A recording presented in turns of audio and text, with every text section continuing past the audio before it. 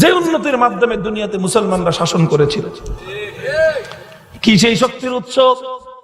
আখেরি কথা বলতেছি, ও দোস্ত, যখন মুসলমানরা তৎকালীন পারস্য শক্তি রোমান সাম্রাজ্য সুপার 2 পাওয়ারের সঙ্গে লড়াই করে, আর প্রত্যেকটা রণাঙ্গনে যখন রোমান সৈনিকেরা মুসলমানদের হাতে করুণ ভাবে এবং নির্মম ভাবে তারা পরাজয় বরণ করে, শোচনীয় ভাবে যখন তারা পরাজিত হয়, একদিন রোম সম্রাট তার বাহিনীর অভিজ্ঞ বৃদ্ধ সদস্যদেরকে ডাকলো, বড় বড় অফিসারদেরকে ডেকে রুদ্ধদ্বার বৈঠকে বসলো, জিজ্ঞাসা করলো, হে আমার বড় বড় সেনা কর্মকর্তারা, জবাব দাও, মুসলমানদের সঙ্গে তোমরা কেন যুদ্ধে কুলায় উঠতে পারো না? মুসলমানদের হাতে এমন কোন শক্তি আছে যেই শক্তি তোমাদের হাতে নাই? আর তোমাদের হাতে কোন এমন শক্তির অভাব আছে যেই শক্তি মুসলমানদের হাতে আছে? আমি জানতে চাই।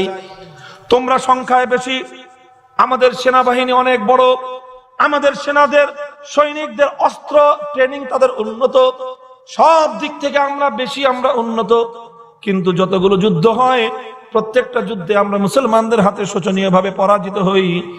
কোন শক্তির বলে আজকে মুসলমানরা অপরাজেয়? কোন শক্তির কারণে আজকে আমরা তাদের কাছে প্রত্যেকটি রণাঙ্গনে পদানত? জবাব দাও দেখি, তোমরা যারা মুসলমানদের সঙ্গে লড়াই করেছো।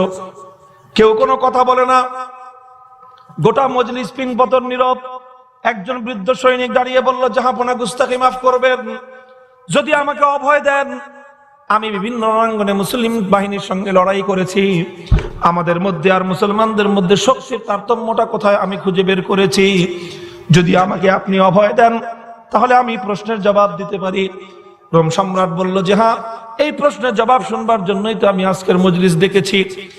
বৃদ্ধ সৈনিক বলে, আমি বিভিন্ন রণাঙ্গনে দেখেছি মুসলমানদের সঙ্গে যে আমাদের যে পার্থক্যটা সেটা হলো এই, যখন প্রতিদিন সন্ধ্যাবেলায় যুদ্ধ স্থগিত হয়ে যায়, আমাদের সৈনিকেরা আমাদের ব্যারাকে ফিরে আসে, মুসলমানদের সৈনিকেরা তাদের তাঁবুতে ফিরে যায়, আমাদের সেনা ছাউনিগুলোতে নাচ আর গানের আসর জমে, মদ্যপান হয়, উত্তাল তরঙ্গ উত্তাল নৃত্য হয়, রাত গভীর পর্যন্ত নাচ আর গানের আসর থাকে। এভাবে রাত গভীর পর্যন্ত নাচ গান আর উত্তাল নৃত্যের মাধ্যমে আমাদের কেটে যায়।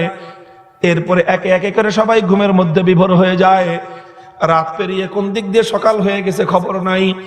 যখন পূর্ব দিগন্তে সূর্য উদিত হয়ে সূর্যের তাপ যখন বেড়ে যায়, গরম বাতাস লাগলে তখন আমাদের ঘুম ভাঙে। এই হলো আমাদের অবস্থা। এরপরে যখন আমরা যুদ্ধের দামামা শুনি, যুদ্ধের নাকারা যখন আমরা শুনতে পাই, আমাদের বুকগুলো ভয়ে থরথর করে কাঁপে। আমরা চিন্তা করি যে কিভাবে আমি বেঁচে থাকবো, আমার নিজের জীবন নিয়ে আমি কিভাবে আত্মরক্ষা করব, সেটাই থাকে আমাদের বড় চিন্তা। এই হলো হয় আমাদের অবস্থা। আর উম্মতে মুসলিমার সৈনিকদের অবস্থা কি হয়? ওরা রাত গভীর পর্যন্ত নাচ গান আর মাতাল উত্তাল নৃত্য তারা দেখে না, নৃত্য তারা দেখে না, গান বাজনার আসরে তারা মজমা জমায় না, বরং তারা রাতের প্রথম প্রহরে ঘুমিয়ে পড়ে। রাতের তৃতীয় প্রহর যখন এসে যায়, শেষ রাত যখন শুরু হয়ে যায়, তখন মুসলমানরা আর ঘুমে বিভোর থাকে না। এক একটা মুসলিম সৈনিক তখন ঘুম থেকে উঠে পড়ে। সমস্ত মুসলমানরা ঘুম থেকে জাগ্রত হয়ে তারা উজু করে তাহাজ্জুদের জায়নামাজে দাঁড়ায়, দীর্ঘ দীর্ঘ কোরআনের তেলাওয়াত করে। কোরআনের তেলাওয়াতের সেই সুমধুর ধ্বনিতে গোটা মুসলমানদের তাবু মুখরিত হয়ে যায়। আর আল্লাহর দরবারে সেজদায় লুটিয়ে পড়ে এক একজন মুসলিম সৈনিক এমন ভাবে রোনাজারি শুরু করে দেয়, চোখের পানিতে তারা এমন ভাবে বুক ভাসায়। হঠাৎ কোন নতুন মানুষ যদি রাতের বেলায় মুসলিম তাবুর পাশে এসে দাঁড়ায়, তাহলে সে ভুল করবে। সে মনে করবে এখানে কোনো সৈনিকরা থাকে না, বরং এখানে যারা থাকে তারা হলো শুধু ফকির আর সন্ন্যাসীর দল, যারা শুধুমাত্র কান্নাকাটি করা ছাড়া দুনিয়াতে আর কিছুই জানে না। তারা দুনিয়া বিরাগী, তারা দুনিয়ার সঙ্গে এদের কোনো সম্পর্ক নাই, এটাই মনে করবে রাতের বেলার এদের কান্নার আওয়াজ শুনলে। এভাবে এদের রাতটা পার হয়ে যায়। যখন পূর্ব দিগন্তে সূর্য উদিত হয়, ও দোস্ত, আর যুদ্ধের দামামা বেজে ওঠে। আসসালামু আলাইকুম ওয়া রাহমাতুল্লাহ। ইন্নাল হামদুলিল্লাহ নাহমাদুহু ওয়া নাস্তাঈনুহু ওয়া নাস্তাগফিরুহু ওয়া নু'মিনু বিহি ওয়া নাতাওয়াক্কালু আলাইহি ওয়া নাশহাদু আন লা ইলাহা ইল্লাল্লাহু ওয়াহদাহু লা শারীকা লাহু ونشهد أن سيدنا وسندنا وحبيبنا وطبيب قلوبنا ومولانا محمد الذي أرسله الله إلى كافة الناس بشيرا ونذيرا وداعيا إلى الله بإذنه وسراجا منيرا أما بعد فأعوذ بالله من الشيطان الرجيم بسم الله الرحمن الرحيم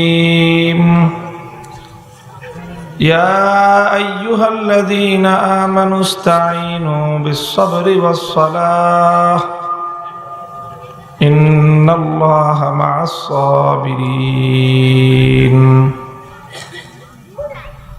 بارك الله لنا ولكم في القرآن العظيم ونفعنا وإياكم بالآيات والذكر الحكيم اللهم صل على محمد وعلى آل محمد كما صليت على إبراهيم وعلى آل إبراهيم إنك حميد مجيد اللهم بارك على محمد وعلى آل محمد كما باركت على إبراهيم وعلى آل إبراهيم إنك حميد مجيد محترم حضرت صدر جلسہ উপস্থিত হযরত উলামায়ে কেরাম সম্মানিত মুরব্বী সাহেবান সমবেত ইসলাম প্রিয় কোরআন প্রেমিক দেশ দরদি তাওহীদি মুসলমান ভাই ও বন্ধুগণ পর্দার অন্তরালে অবস্থানরত আমার সম্মানিত মা ও বোনেরা আপনাদের স্থানীয় আশরাফুল উলুম হাফিজিয়া মাদ্রাসার হাফেজ ছাত্রদের দস্তারে ফজিলত প্রদান উপলক্ষে আয়োজিত অধ্যকার এই বরকতময় মজলিসে ইতিমধ্যেই উপস্থিত হয়েছেন, বয়ান করেছেন শুধু নরসিংদী নয় বরং বাংলাদেশের একজন খ্যাতিমান আলেমে দ্বীন মুরব্বী আলেমে দ্বীন হযরত মাওলানা ইসমাইল নূরপুরী সাহেব দামাত বারাকাতুহুমুল আলিয়া হুজুরের বিশেষ দাওয়াত এবং অনুরোধের প্রেক্ষিতেই মূলত আজকে আমার এই মাহফিলে আগমন করা। শারীরিকভাবেও আসলে আমি খুব একটা সুস্থ না, ধারাবাহিক অব্যাহত প্রোগ্রাম এবং অন্যান্য দায়িত্ব এতটাই আমাদেরকে কাবু করে ফেলেছে যে এখন মাহফিলে কথা বলাটাও কঠিন হয়ে গেছে। এরপরও আপনাদের দোয়া, সবাই ভালোবাসেন, কিছু কথা শুনতে চান, তা আমি আপনাদের কাছে দোয়া চাই আল্লাহ পাক রব্বুল আলামিন যেন তার দ্বীনের সহি কথাগুলো, প্রয়োজনীয় কথাগুলো জাতির সামনে তুলে ধরবার এবং বলবার তৌফিক দান করেন। মোহতারাম হাজিরিন, পবিত্র কালামুল্লাহ শরীফ থেকে একখানা আয়াত আমি তেলাওয়াত করেছি। তেলাওয়াতকৃত আয়াতের মধ্যে আল্লাহ পাক রব্বুল আলামিন আমাদের জাতীয় সমস্যার সমাধান বলে দিয়েছেন। জাতীয় সমস্যা বলতে শুধু আমাদের 55,000 বর্গ মাইলের বাংলাদেশের কথা বলছি না। জাতি বলতে মুসলিম জাতির কথা বলছি আমি। উম্মতে মুসলিমা এবং মুসলিম জাতির যে ঘোর সংকট, চারিদিক থেকে আমাদেরকে বিপদ, প্রতিকূলতা, ঘন কুয়াশা যেন আমাদেরকে ঘিরে ধরেছে। আমরা যেন আমাদের মুক্তির কোনো পথ খুঁজে পাচ্ছি না। আমাদের উপর একটার পর একটা বিপদ, মুসিবত, জুলুম, অত্যাচার আমাদের উপর চেপে বসছে। চলল এতদিন পর্যন্ত আরাকানে রোহিঙ্গাদের উপর বর্বর, অসভ্য, হিংস্র হায়নাদের হামলা, কোনো যুক্তি নাই, কোনো বিবেক নাই, মানবতা তো অনেক আগেই শেষ। এই সভ্যতা তো বহু আগেই হত্যা করেছে তারা।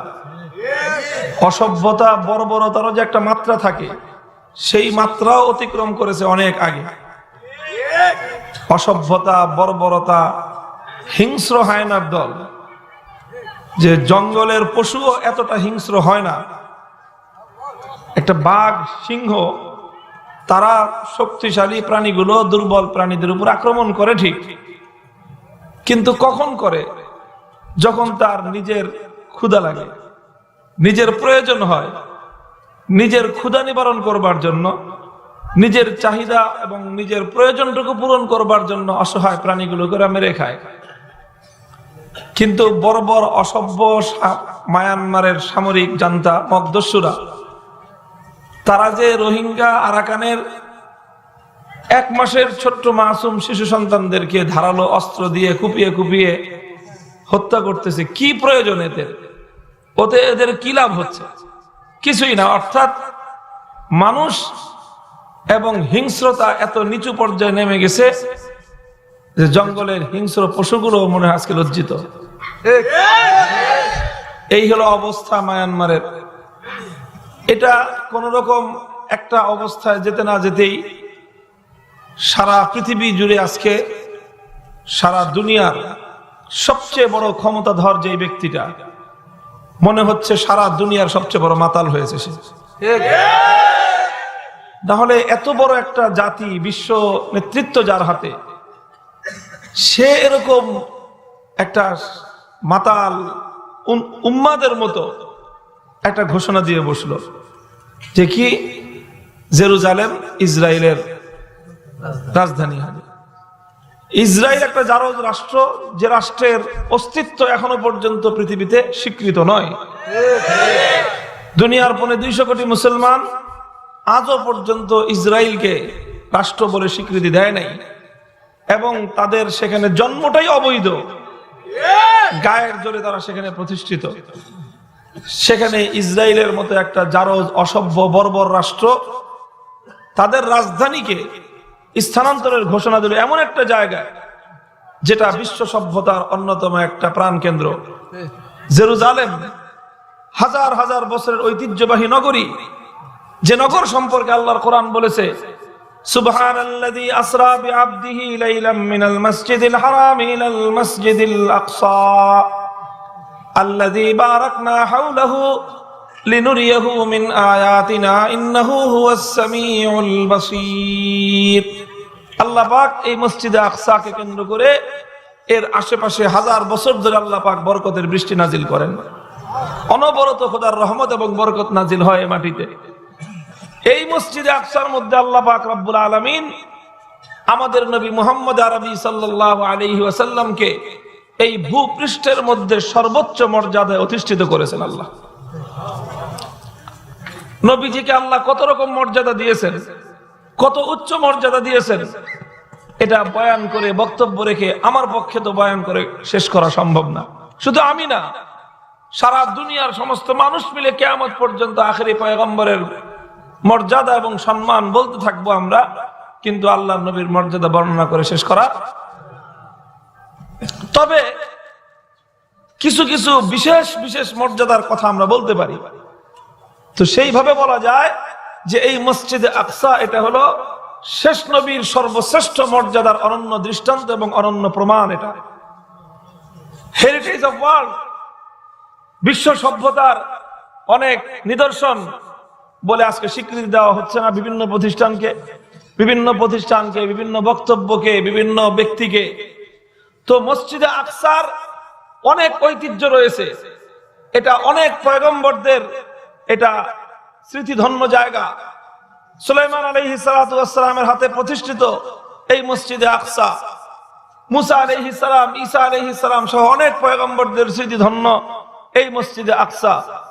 তবে সর্বশেষ মসজিদে আকসার অনন্য কৃতিত্ব হলো এই মসজিদে আকসার মধ্যে আল্লাহ পাক আখেরি নবী মুহাম্মদ আরবি সাল্লাল্লাহু আলাইহি ওয়াসাল্লামের সর্বশ্রেষ্ঠত্ব এবং সবচেয়ে বড় মর্যাদার আসন আল্লাহ দান করেছেন। কিভাবে? যেদিন লাইলাতুল ইসরা হলো, মেরাজ, মেরাজের রাত্রিতে নবী মুহাম্মদ আরবি সাল্লাল্লাহু আলাইহি ওয়াসাল্লামকে আল্লাহ পাক মক্কা থেকে মসজিদে আকসা বাইতুল মুকদ্দাসে নিয়ে গেলেন। নবীজি আসবেন মুকদ্দাসে, বাইতুল মুকদ্দাসে, এই জন্য আল্লাহ পাক সমস্ত পয়গম্বরদের, জলিলুল কদর, উলুল আমর, উলুল আজম পয়গম্বরদেরকে আল্লাহ পাক সেখানে একত্রিত করে রাখলেন আগে থেকে। আদম আলাইহিস সালাম থেকে ঈসা আলাইহিস সালাম পর্যন্ত উলুল আজম, সমস্ত বড় বড় পয়গম্বর যারা রাসূল, পুরা রাসূলদের জামাতকে আল্লাহ পাক বাইতুল মুকদ্দাসে আগেই জমায়েত করলেন।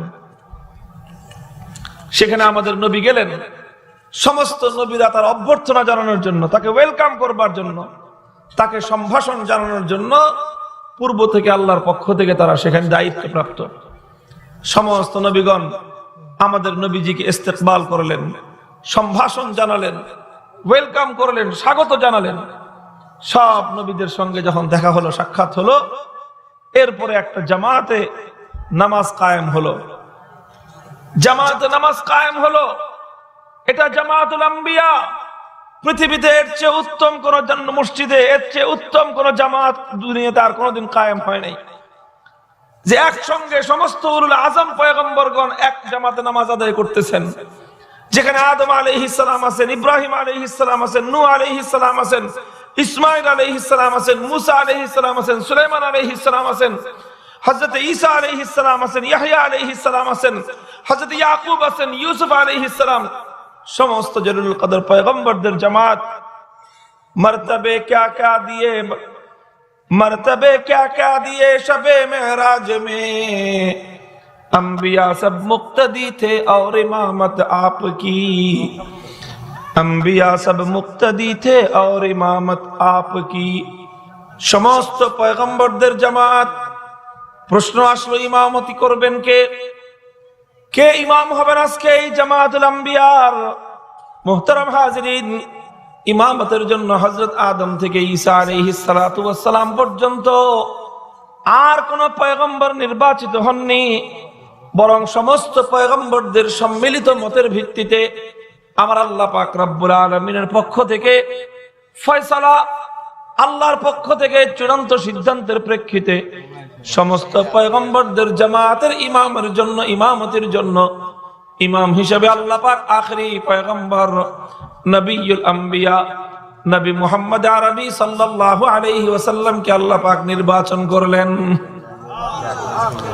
আমাদের নবী ইমামত করলেন, সব পয়গম্বরগণ তার ইক্তেদা করলেন।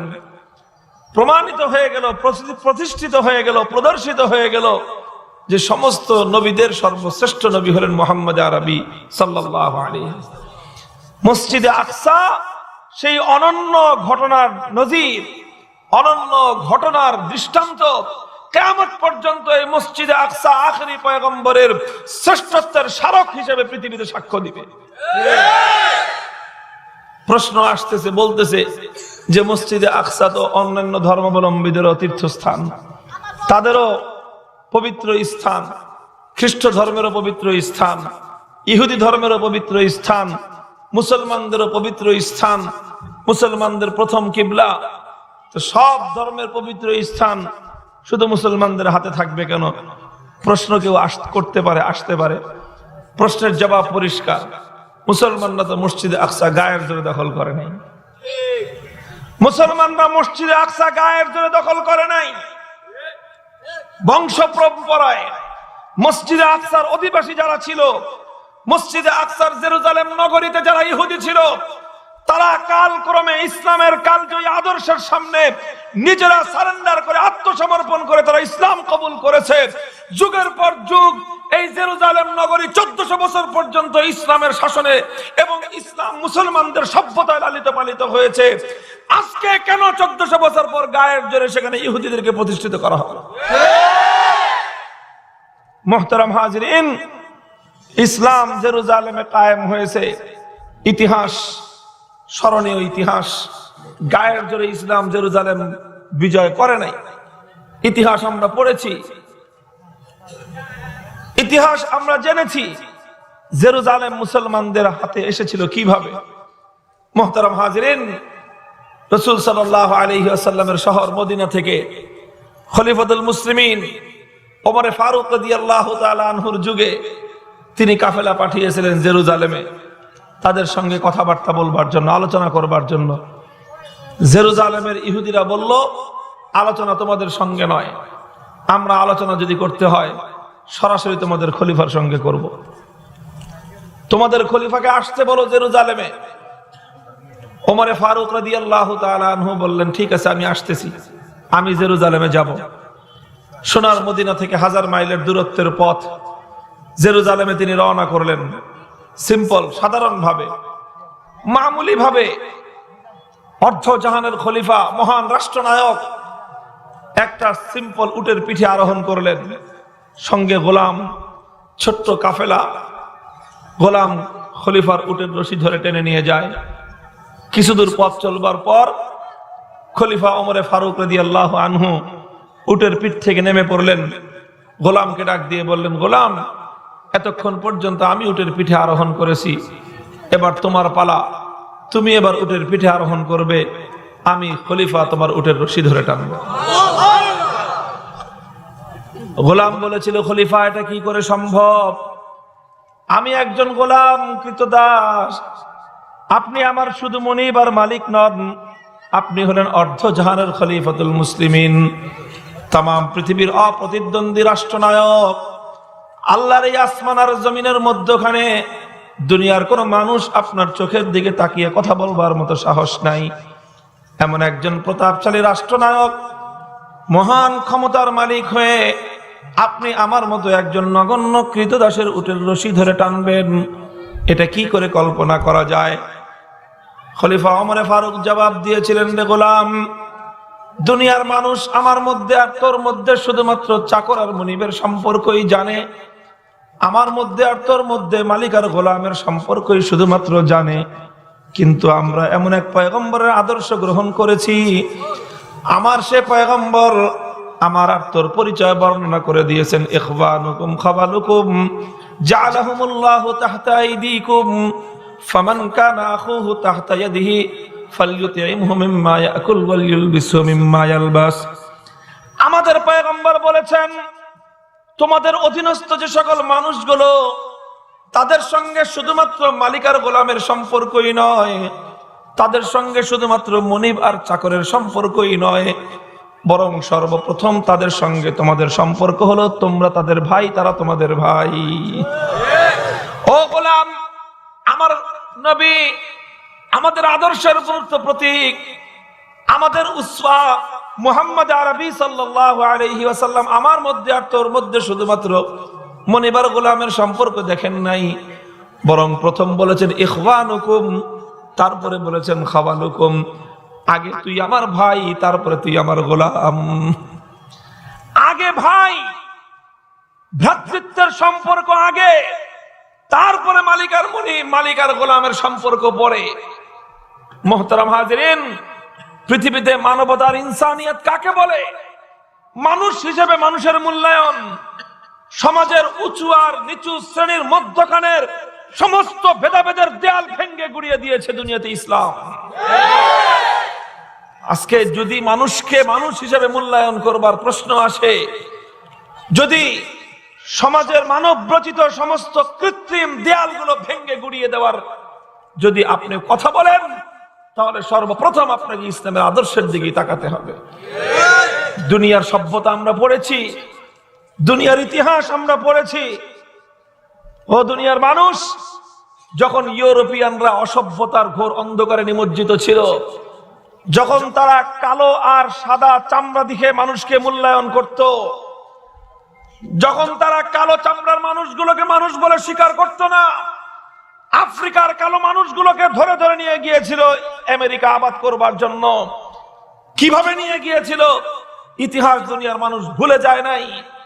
এই আমেরিকাকে আবাদ করবার জন্য ওয়েস্ট ইন্ডিয়ান থেকে, আফ্রিকা মহাদেশ থেকে লক্ষ লক্ষ কালো মানুষগুলোকে বোঝাই করে জাহাজের মধ্যে নিয়ে গিয়েছে। কেমন করে জাহাজে বোঝাই করেছিল? যেমন জাহাজের মধ্যে স্তূপ দেওয়া হয় বস্তার পর বস্তা। মানুষকে এভাবে তারা বোঝাই করেছিল, গরু ছাগলের চেয়ে আরো নারকীয় ভাবে, আরো লজ্জাজনক ভাবে। মাসের পর মাস জাহাজ চলেছে, সমুদ্রের অপর প্রান্তে গিয়ে দেখা গেছে 10,000-এর মধ্যে 9,000 মানুষ ওই অবস্থায় মরে পড়ে আছে। অল্প সংখ্যক মানুষকে জীবন্ত নিয়ে তারা আমেরিকা পর্যন্ত পৌঁছেছিল। মুহতারাম হাজিরিন, এভাবে কালো চামড়ার মানুষকে ওরা মানুষ বলে গণ্য করত না। কয়লার খনি খনন করত, আর সেই কয়লার খনির তল থেকে, সেখান থেকে কয়লা উত্তোলন করবার জন্য সাদা চামড়াওয়ালারা থাকতো, বস, অফিসার, আর কালো চামড়ার নিগ্রো কালোদেরকে ওই কঠিন ভয়ঙ্কর কাজের মধ্যে ওরা নিয়োজিত রাখতো। দিন শেষে 1টা থেকে 2টো রুটি দিয়ে তাদের এই অমানবিক পরিশ্রমের পারিশ্রমিক তারা দিত। এই ছিল যখন ইউরোপিয়ানদের অবস্থা, যখন উঁচু আর নিচু, অচ্ছুত আর ব্রাহ্মণ, এভাবে হিন্দু ধর্মাবলম্বীরা মানুষের মধ্যে জাত পাতের বিভেদ করত, বৈষম্য করত।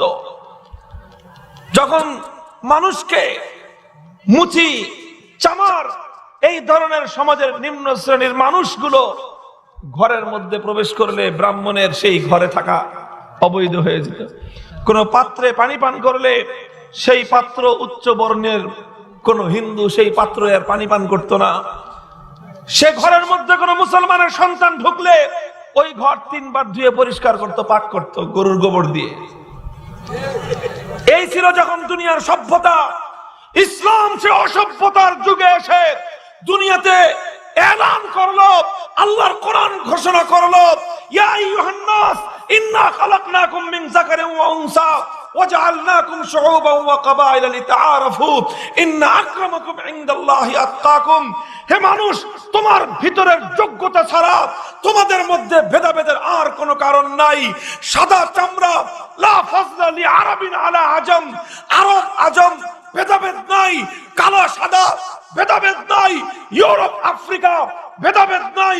মানব রচিত সমস্ত মতপার্থক্যের দেয়ালগুলোকে ভেঙে গুড়িয়ে দিয়েছে ইসলাম। এ কথা স্বীকার করতে হবে তোমাদেরকে আজকে, যে দুনিয়াতে বর্ণ বৈষম্যের বিরুদ্ধে সর্বপ্রথম কথা বলেছে আল কোরআন। দুনিয়াতে সমস্ত মানুষে বৈষম্যের সমস্ত দেয়ালগুলো যেগুলো ছিল অসভ্যতার দেয়াল, বর্বরতার দেয়াল, এ দেয়াল পৃথিবী থেকে নির্মূল করেছে ইসলাম। মুহতারাম হাজিরিন, বলতেছিলাম ভিন্ন কথা। খলিফাতুল মুসলিমিন ওমর ফারুক রাদিয়াল্লাহু তাআলা আনহু গোলামকে বললেন যে না, আমার মধ্যে আর তোর মধ্যে শুধুমাত্র মালিক আর গোলামের সম্পর্ক নয়, আমাদের মধ্যে প্রথম সম্পর্ক হলো আমি হলাম তোর ভাই, তুই হলি আমার ভাই, আমরা ভাই ভাই। সুতরাং এক ভাই হয়ে আমি এতক্ষণ পর্যন্ত উটের পিঠে আরোহণ করেছি, তুই আমার ভাই হয়ে এতক্ষণ উটের রশি ধরে টেনেছিস, এবার তোর পালা, তুই উটের পিঠে আরোহণ করবি, আমি তোর ভাই হয়ে উটের রশি ধরে টানবো। মুহতারাম হাজিরিন, এভাবেই পালা বদল করে করে একবার খলিফা একবার গোলাম, একবার খলিফা একবার গোলাম, উটের পিঠে আরোহণ করতে করতে জেরুজালেমের দ্বার প্রান্ত পর্যন্ত পৌঁছে গেলেন। আর কিছুক্ষণ পর শহরে প্রবেশ করবেন। সংবাদ পৌঁছে গেল জেরুজালেম নগরীতে যে মদিনা থেকে খলিফা ওমরের কাফেলা জেরুজালেমের কাছাকাছি পৌঁছে গেছে। ওই যে সুদূরে দেখা যায় ছোট্ট কাফেলা ধীর কদমে এগিয়ে আসছে জেরুজালেমের দিকে। জেরুজালেম হলো তৎকালীন ইহুদিদের প্রধান নগরী, পবিত্র নগরী। মুসলমানদের খলিফা ছোট্ট কাফেলা নিয়ে ধীর কদমে জেরুজালেমের দিকে অগ্রসর হচ্ছে। সংবাদ পাওয়ার পর জেরুজালেমের ইহুদিরা খলিফা ওমরকে অভ্যর্থনা জানানোর জন্য শহরের প্রধান ফটকের সামনে এসে তারা অপেক্ষা করতে লাগলো। উপস্থিত হয়ে গেল। ও দোস্ত, আর অপর দিকে জেরুজালেমের ইহুদিদের যত পণ্ডিত ব্যক্তিবর্গ ছিল, সেই পণ্ডিত ব্যক্তিবর্গ আল্লাহর কিতাব তাওরাত নিয়ে বসে পড়ল। তাওরাত খুলে বসে পড়ল, কারণ তাওরাত কিতাবের মধ্যে আমার আল্লাহ পাক রব্বুল আলামিন বহু আগেই ভবিষ্যৎবাণী করে রেখেছেন এই জেরুজালেম নগরী ইহুদিদের হাত থেকে কিভাবে ছুটবে, এই নগরের পতন কিভাবে ঘটবে, কার হাতে ঘটবে। যার হাতে জেরুজালেম নগরীর পতন ঘটবে, কি হবে তার অবস্থা, কেমন ভাবে তিনি জেরুজালেমে আগমন করবেন, ডিটেইলস বিস্তারিত সমস্ত কথাগুলো আমার আল্লাহ পাক রব্বুল আলামিন তাওরাত কিতাবের মধ্যে ভবিষ্যৎবাণী করে রেখেছিলেন। জেরুজালেমের ইহুদিরা আল্লাহর কিতাব তাওরাত খুললো, আর জেরুজালেমের এই পরিণাম সম্পর্কে তারা পড়াশোনা করলো। সেখানে তারা দুটি তথ্য পেল। একটা তথ্য আর একটা তথ্যের সঙ্গে কনফ্লিক্ট হয়ে যায়, একটার সঙ্গে আরেকটা বৈপরীত্য হয়ে যায়। এক জায়গায় তারা লেখা পেল সেই আরবের বেদুইন এক খলিফা, যার হাতে জেরুজালেমের পতন ঘটবে, ওই খলিফা যখন জেরুজালেম নগরীতে প্রবেশ করবেন, তখন খলিফার গোলাম থাকবে শাহজাদার বেশে উটের উপরে আরোহী, আর স্বয়ং খলিফা রাখালের মতো করে তার গোলামকে বহনকারী উটের রশি ধরে টানবেন। এটা হলো এক জায়গায় লেখা। আরেক জায়গায় লেখা হলো ওই খলিফা যখন জেরুজালেমে প্রবেশ করবেন, খলিফার পায়ের জুতা, পায়ের চপ্পল থাকবে খলিফার হাতে। জেরুজালেমের ইহুদিরা কনফিউশনে পড়ে গেল, দ্বিধাদ্বন্দ্বের মধ্যে পড়ে গেল। দুই জায়গায় দুই তথ্য। এক জায়গায় বলা হলো খলিফার হাতে থাকবে গোলামকে বহনকারী উটের রশি, আরেক জায়গায় লেখা থাকলো খলিফার হাতে থাকবে তার পায়ের জুতা, স্যান্ডেল। এখন আসলে কি থাকবে, এটা নিয়ে তারা কিছুটা দ্বিধাদ্বন্দ্বের মধ্যে অপেক্ষমান। দেখি আজকে মদিনার খলিফা কি অবস্থায় আমাদের শহরে প্রবেশ করেন। মুহতারাম হাজিরিন, ওদিক থেকে যখন পালাক্রমে বদল করতে করতে শহরের দ্বার প্রান্তে পৌঁছে গেলেন, আর কিছুক্ষণ পরেই শহরের মধ্যে খলিফার কাফেলা প্রবেশ করবে। ঘটনা চক্রের সিরিয়াল পড়ে গেল। এবার গোলামকে উটের পিঠে আরোহণ করতে হয়, খলিফাকে উটের রশি ধরে টানতে হয়। গোলাম এবার খলিফার পা জড়িয়ে ধরলো, বলল, খলিফা গো, দোহাই লাগে আপনার, এতক্ষণ পর্যন্ত আপনি সাম্য কায়েম করেছেন, সমান অধিকার প্রতিষ্ঠা করেছেন, মালিক আর গোলামের সমস্ত বৈষম্য আপনি গুড়িয়ে দিয়েছেন, আমাকে আপনি আপনার সমান মর্যাদা দিয়েছেন, আপনার হুকুম আমি মেনে নিয়েছি। কিন্তু খলিফা গো, দোহাই লাগে, এবার অন্তত আপনি উটের পিঠে আরোহণ করে বসুন, আমাকে উটের রশি ধরে শহরের মধ্যে প্রবেশ করবার সুযোগ দান করুন। খলিফা বলেন, কারণ কি রে, ব্যতিক্রম করব কেন, সিরিয়াল পড়েছে তোর, আমি কেন উঠব? গোলাম বলে, খলিফা, এখন যদি আপনি উটের রশি ধরে টেনে নিয়ে যান, আর আমি যদি উটের পিঠে আরোহণকারী অবস্থায় থাকি, আর এই অবস্থা যদি জেরুজালেমের ইহুদিরা দেখে, তাহলে আমাদের উম্মতে মুসলিমার মান সম্মান ধুলোয় মিশে যাবে, আমাদের ইজ্জত ধুলোয় মিশে যাবে, আমাদের প্রেস্টিজের হ্যাম্পার হবে। তারা মনে করবে মুসলমানদের খলিফা, তার কোনো শান শওকত নাই, তার কোনো প্রভাব প্রতিপত্তি নাই। মুসলমানদের খলিফাকে একজন মামুলি উটের রাখাল মনে করতে পারে ওরা। আর তখন হয়তো আপনাকে তারা ভয় পাবে না, আপনার প্রভাব তাদের হৃদয়ের মধ্যে প্রতিষ্ঠিত হবে না, জেরুজালেম মুসলমানদের হাতে আসবে না। সুতরাং খলিফা গো, দোহাই লাগে, অন্তত এখন আপনি উটের পিঠে আরোহণ করে বসুন, আমাকে উটের রশি ধরে টানবার সুযোগ দান করুন। মুহতারাম হাজিরিন, খলিফাতুল মুসলিমিন ওমর ফারুক রাদিয়াল্লাহু তাআলা আনহু এমন এই প্রেক্ষিতে বলেছিলেন, ও গোলাম, আমরা এমন এক জাতি, আমরা কি ছিলাম আমরা নিজেরা জানি, আমাদের মান মর্যাদা, দুনিয়াতে আমাদের অবস্থান কোথায় ছিল আমরা সে কথা ভুলে যাই নাই। আমি ওমর, এক সময় আমার কি অবস্থা ছিল, আমার অতীত ইতিহাস আমি তো ভুলে যাই নাই। আমার তো আজও মনে পড়ে মক্কার সেই দিনগুলোর কথা, যখন আমি একজন তাকড়া যুবক ছিলাম। আমি আমার বাবার পক্ষ থেকে আমার বাবার ছাগলের পালগুলো মক্কার মাঠের মধ্যে আমি বিচরণ করাতাম, কিন্তু আমি কখনোই ছাগলের পাল ভালো করে বিচরণ করাতে পারতাম না। ছাগল নিয়ে গেলে ঠিক মতো সেগুলোকে আমি কন্ট্রোল করতে পারতাম না। 20টা ছাগল সকালবেলা মাঠে নিয়ে গেলে সন্ধ্যাবেলায় ছাগলের পাল নিয়ে ফেরত আসলে দেখতাম আছে 18টা, 2টা নাই। 25টা নিয়ে গেলে আসার সময় দেখতাম আসে 23টা, 2টা নাই। আমার বাবা তখন আমাকে বলতো, ওমর রে, 20-25টা ছাগলের পাল চড়া খাইতে পারিস না, এই জীবনে তুই কি করে খাবি, জীবনে তুই কি করে খাবি? আমার বাবা আমাকে নিয়ে দুশ্চিন্তা করত, তিরস্কার করত। আমি তো সেই ওমর, যে ওমর 20টা ছাগলের পাল চালাবার মতো যোগ্যতা আমার ছিল না। আর আজকে আল্লাহ পাক রব্বুল আলামিন আমি ওমরকে এমন এক চেয়ারে বসিয়ে দিয়েছেন, উত্তর থেকে দক্ষিণ মেরু পর্যন্ত সারাটা পৃথিবী আমি ওমরের নামে থরথর করে কাঁপে। সারা পৃথিবী আজকে ওমরকে চিনে, সারা পৃথিবীর সমস্ত বাচ্চারা আজকে ওমরের পায়ের সামনে মাথা টুকিয়ে সালাম করতে বাধ্য হয়। ও গোলাম, আমি ওমর তো সেই ওমরই আছি, আমার এখনো পর্যন্ত ছাগলের পাল চালাবার যোগ্যতা নাই। আর এই যে বিশাল সম্মান, এই যে প্রভাব প্রতিপত্তি, আর এই যে বিজয়, আর এই যে মর্যাদা, এটা আমি ব্যক্তি ওমরের নয়, এটা হলো আমার আল্লাহর পয়গম্বরের আদর্শের বরকত। আর আমি জানি আমাদের ইজ্জত কোথায়, আমরা জানি আমাদের সম্মান আর মর্যাদা বিজয়ের রহস্য কোথায়। হে গোলাম, আমাদের সম্মান আল্লাহ পাক উটের পিঠে আরোহণ করার মাধ্যমে দেন নাই দুনিয়াতে। আমাদের মর্যাদা আল্লাহ পাক উটের চেয়ে আরো দামি বাহন ঘোড়ার পিঠে আরোহণ করার মাধ্যমেও দেন নাই। আমাদের গৌরব, আমাদের মর্যাদা রাজকীয় হস্তি বাহিনীর পিঠে আরোহণ করার মাধ্যমে নয়।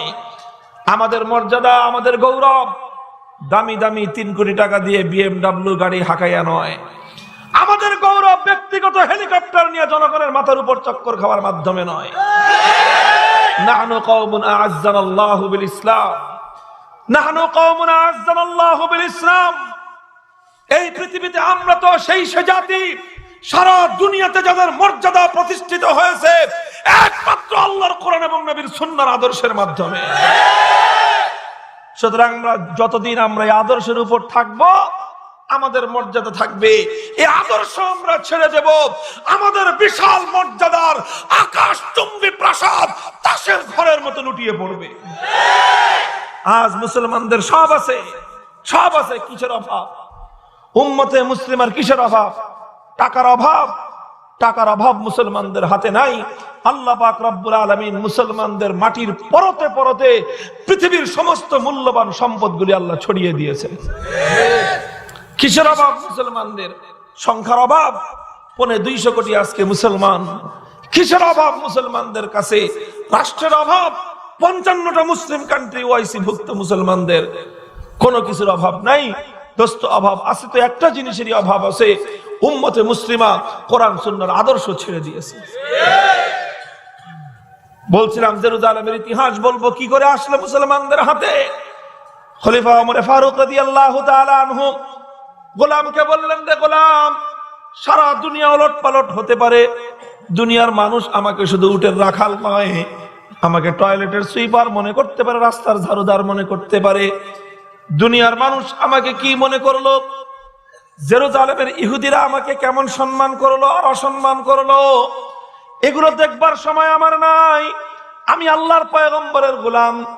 ওমরের স্পষ্ট কথা হলো এই, দুনিয়া আকাশ পাতাল হতে পারে, तमाम পৃথিবী ওলটপালট হতে পারে, কিন্তু আল্লাহর পয়গম্বরের সাহাবী উম্মতে মুসলিমার দায়িত্বশীল হয়ে খলিফা ওমরের পক্ষে আল্লাহর নবীর আদর্শ ভঙ্গ করা সম্ভব নয়। কাজী নবীর আদর্শের মোতাবেক ইখওয়ানুকুম, ভ্রাতৃত্বের সম্পর্ক অর্ধেক আমার অর্ধেক তোর। সিরিয়াল পড়েছে তোর উটের পিঠে আরোহণ করবার, তোকেই উটের পিঠে আরোহণ করতে হবে। আমার সিরিয়াল পড়েছে উটের রশি ধরে টানবার, আমি উটের রশি ধরে টানবো। পৃথিবী ওলট পালট হয়ে গেল, ওমরের পক্ষে এর ব্যতিক্রম করা সম্ভব না।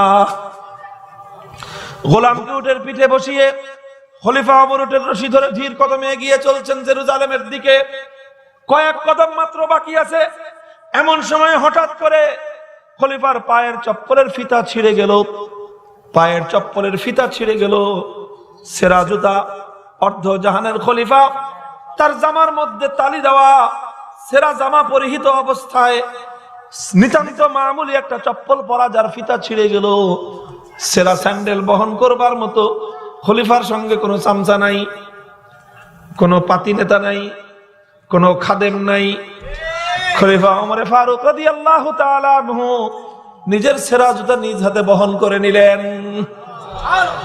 চিন্তা করে দেখুন, অর্ধ জাহানের খলিফা, লাখো বর্গ মাইল আল্লাহর পয়গম্বর যখন দুনিয়া থেকে বিদায় গ্রহণ করেছেন, ইসলামী খেলাফতের সাম্রাজ্য সীমান্ত তখন 12.5 লক্ষ বর্গ মাইল এলাকা বিস্তৃত ছিল।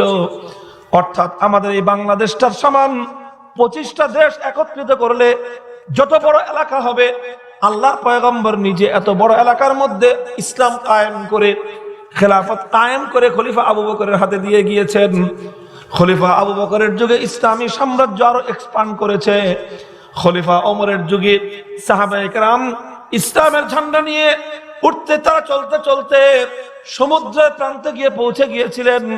আটলান্টিক মহাসমুদ্রের পাড়ে গিয়ে তারা বলেছিলেন, যদি আমরা জানতাম সমুদ্রের অপর প্রান্তে কোন জাতি আছে, আল্লাহর কসম খেয়ে বলি মুসলমানদের অগ্রযাত্রা মহাসমুদ্রের উন্মত্ত তরঙ্গমালার গতিও স্তব্ধ করে দিতে পারত না।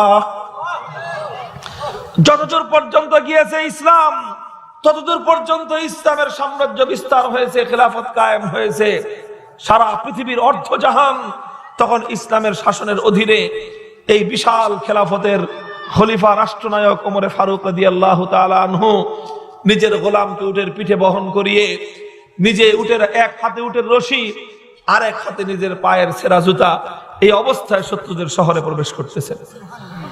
জেরুজালেম নগরীতে যখন খলিফা প্রবেশ করেন, খলিফা ওমরের দিকে দৃষ্টি পড়বার সঙ্গে সঙ্গে জেরুজালেমের ইহুদি পণ্ডিতরা আল্লাহু আকবারের ধ্বনিতে আকাশ বাতাস প্রকম্পিত করে তুলল।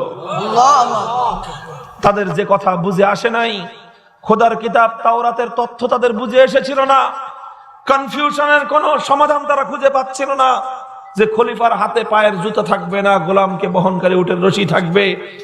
খলিফা ওমরকে দেখার সঙ্গে সঙ্গে প্রশ্নের জবাব পেয়ে গেল তারা, যে খলিফার এক হাতে উটের রশি, আর এক হাতে নিজের পায়ের ছেঁড়া জুতা। এই অবস্থাতেই খলিফা ওমরে ফারুক জেরুজালেমে প্রবেশ করেছিলেন। আল্লাহর কিতাব তাওরাতের মধ্যে 1000 বছর আগে আল্লাহ পাক খলিফা ওমরের যেই বিবরণ দিয়েছেন, ওই হুবহু বিবরণ যখন তাদের সঙ্গে মিলে গেল, জেরুজালেম নগরীর ইহুদিরা নগরের চাবি খলিফার হাতে তুলে দিলেন। নগরের দায়িত্ব খলিফা ওমরের হাতে তুলে দিয়ে বলেছিলেন, যুদ্ধের কোনো প্রয়োজন নাই, তর্ক বিতর্কেরও কোনো প্রয়োজন নাই। এই নাও খলিফা ওমর, তোমার হাতে আমরা আমাদের নগরীর দায়িত্ব তুলে দিলাম। যেই ব্যবস্থার মাধ্যমে সোনার মদিনায় শান্তির রাজ কায়েম করেছো, মদিনার ঘরে ঘরে মানুষের অধিকার মানুষকে পৌঁছে দিয়েছো, এই নাও খলিফা ওমর, জেরুজালেমের ইহুদিদের ঘরে ঘরে মানুষের অধিকার তুমি পৌঁছে দাও। এই হলো জেরুজালেমের ইতিহাস। জেরুজালেম মুসলমানরা যুদ্ধ করে বিজয় করে নাই, জেরুজালেম মুসলমানরা বোমা মেরে বিজয় করে নাই, জেরুজালেম মুসলমানরা গায়ের জোরে বিজয় করে নাই। জেরুজালেমের দায়িত্ব প্রাপ্ত বংশানুক্রমিক জেরুজালেমের মুসা আলাইহিস সালাতু ওয়াস সালাম থেকে নিয়ে শুরু করে পরবর্তী বংশানুক্রমিক ভাবে যাদের দায়িত্ব ছিল, তারা নিজেরা স্বেচ্ছায় নিজেদের স্বার্থে, নিজেদের নগরের স্বার্থে, জেরুজালেম নগরের অধিবাসীদের স্বার্থে জেরুজালেম নগরী খলিফা ওমরের হাতে তুলে দিয়েছিলেন। মুহতারাম হাজরিন, ইসলাম এভাবে জেরুজালেমে বিজয় হয়েছিল, এবং এভাবেই জেরুজালেম মানে মানুষের অন্তরকে ইসলাম আদর্শের মাধ্যমে জয় করেছে। বড় দুঃখ আর পরিতাপ লাগে, আজকে সেই জেরুজালেমকে গায়ের জোরে পেশি শক্তির বলে অসভ্য দানবীয় মাতাল ট্রাম্পের ঘোষণায় মুসলমানদের পবিত্র ফিলিস্তিনের রাজধানী জেরুজালেমে আজকে ইসরায়েলের রাজধানী প্রতিষ্ঠার স্বপ্ন দেখছে তারা। মুহতারাম হাজরিন, এটা আমাদের ঈমানি দায়িত্ব। মুসলমানদের 3 মসজিদ, পবিত্র মসজিদ, লা তুসাদ্দুর রিহাল ইল্লা ইলা সালাসাতি মাসাজিদ, আল্লাহর পয়গম্বর 3 মসজিদকে পবিত্রতম মসজিদ বলে আখ্যায়িত করেছেন। এক মসজিদে হারাম, মসজিদে নববী আর মসজিদে আকসা। মুসলমানদের এই 3 মসজিদ পবিত্র মসজিদ। এই 3 মসজিদে জিয়ারত করার জন্য আল্লাহর পয়গম্বর উদ্বুদ্ধ করেছেন। এই 3 মসজিদে নামাজ পড়বার জন্য আল্লাহর পয়গম্বর উদ্বুদ্ধ করেছেন।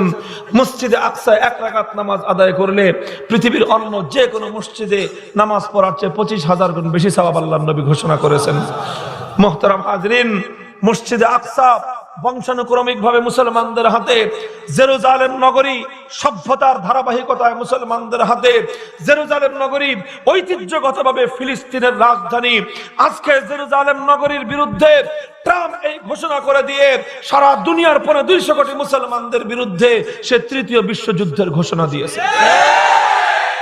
মুহতারাম হাজরিন, আমরা আমাদের নগণ্য মুসলিম উম্মার পক্ষ থেকে বাংলাদেশের পক্ষ থেকে সারা দুনিয়ার মুসলিম রাষ্ট্রগুলোর রাষ্ট্রপ্রধানদের কাছে আমরা সংবাদ পৌঁছে দিতে চাই, তোমরা বসো, ঐক্যবদ্ধ হও, প্রয়োজনে 55টা মুসলিম কান্ট্রি আজকে আমেরিকাকে বয়কট করো, ট্রাম্পের বিরুদ্ধে যুদ্ধের ঘোষণা করো, জেরুজালেমকে রক্ষা করবার জন্য সমস্ত মুসলিম বিশ্বের পক্ষ থেকে মুজাহিদ বাহিনী প্রেরণ করো।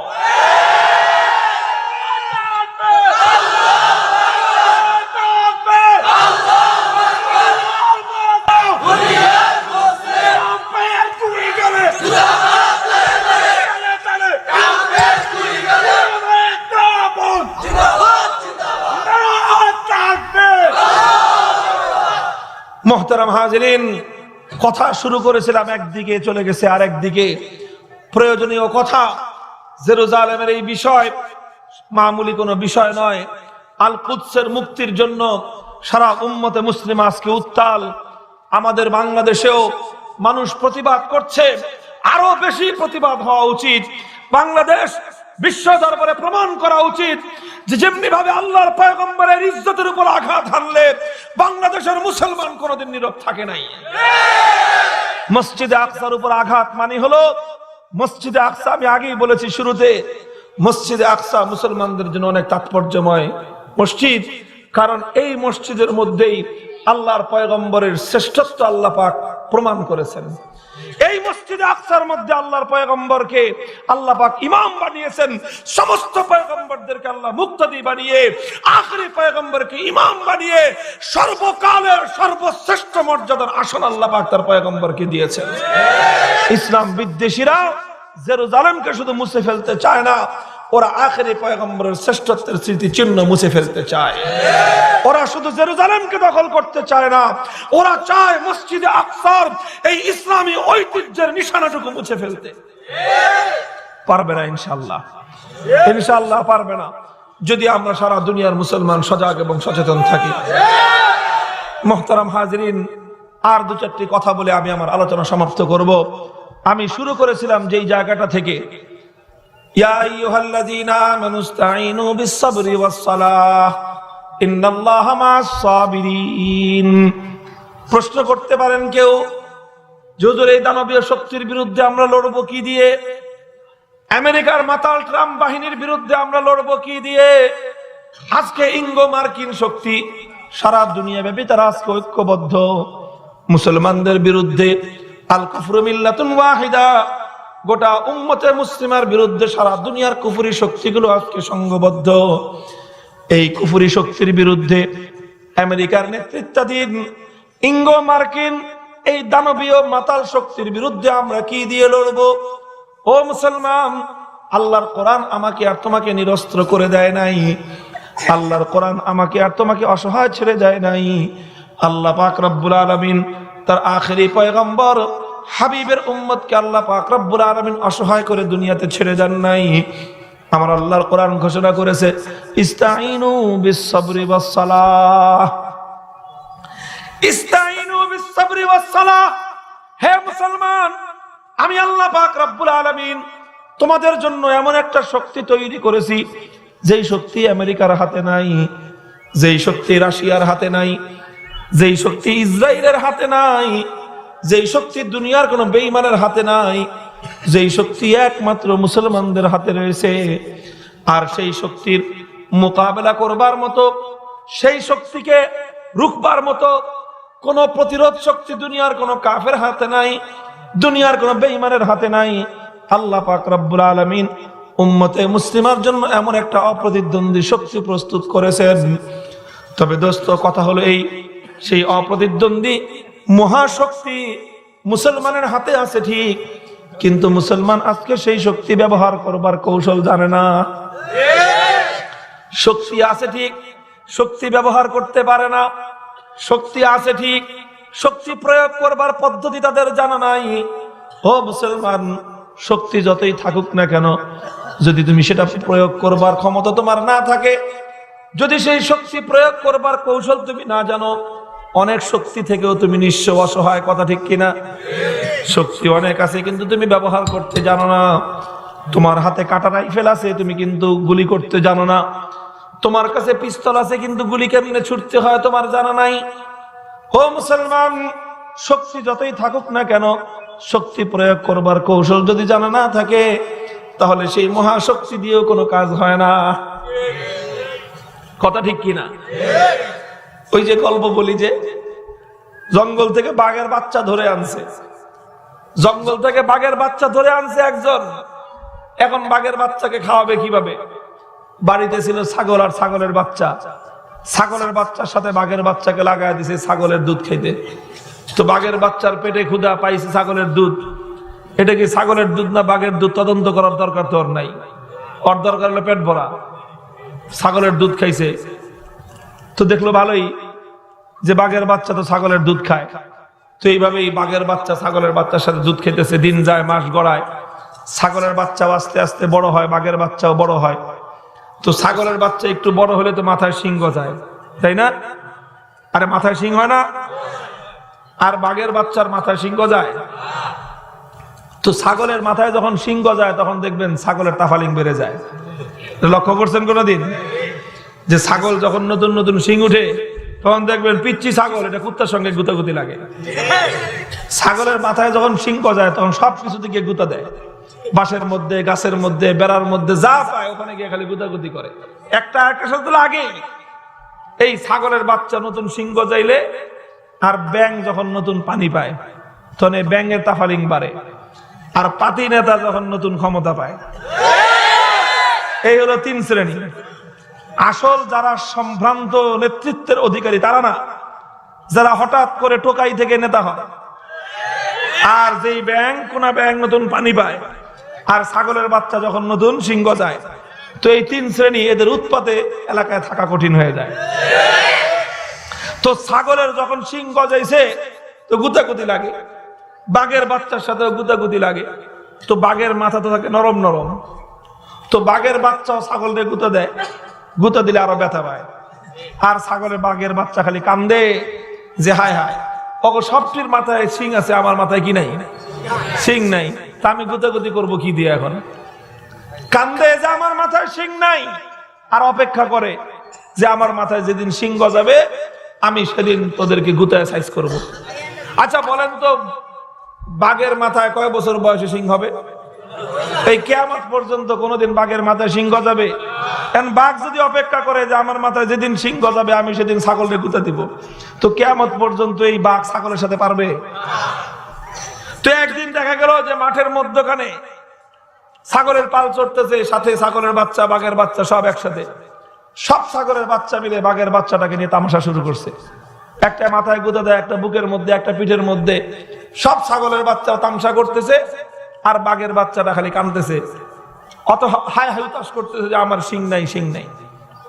দূর থেকে বড় একটা বাঘ দৃশ্যটা দেখছে, দেখে তো বাঘ আসমান থেকে পড়ছে যে কোন যুগ আসলো, যে ছাগলের বাচ্চা এরা বাঘের বাচ্চাকে নিয়ে খেলতেছে, তামসা করতেছে, এটা থেকে সহ্য হয় বাঘের? তো বড় বাঘটা একটু সামনে আসছে, একটু সামনে এসে দিছে একটা গর্জন, হুঙ্কার। বাঘের হুঙ্কার শুনেছেন? আসমান থেকে জমিন পর্যন্ত, পাহাড় পর্যন্ত থরথর করে কেঁপে উঠে। বাঘের হুঙ্কার শুনলে ছাগলের কি অবস্থা হয়? দুনিয়ার কোন ছাগলের শক্তি আছে বাঘের হুঙ্কার শুনবার পর জায়গায় দাঁড়ায় থাকবে? তো বাঘের হুঙ্কার শুনে সব ছাগল দিছে দৌড়, ছাগলেও দৌড়ায়, ছাগলের বাচ্চাও দৌড়ায়, সাথে সাথে বাঘের বাচ্চাও দৌড়ায়। এখন বড় বাঘটা পিছন থেকে দৌড়ে আসছে, তো ছাগল কি বাঘের সঙ্গে দৌড়ায় পারে? তো আজকে কিন্তু বড় বাঘ কোন ছাগল শিকার করতে আসে নাই, আজকে সে এসেছে স্বজাতির মর্যাদা রক্ষা করতে। এই জন্য কোন ছাগল ধরে নাই, আজকে আইসা পিছন থেকে বাঘের বাচ্চাটারে খাবলা মেরে ধরছে, ধরে জিজ্ঞেস করে কিরে তুই পলাস কেন? তো বাঘের বাচ্চা কয় ছাগলে পলাই, এই জন্য আমিও পলাই।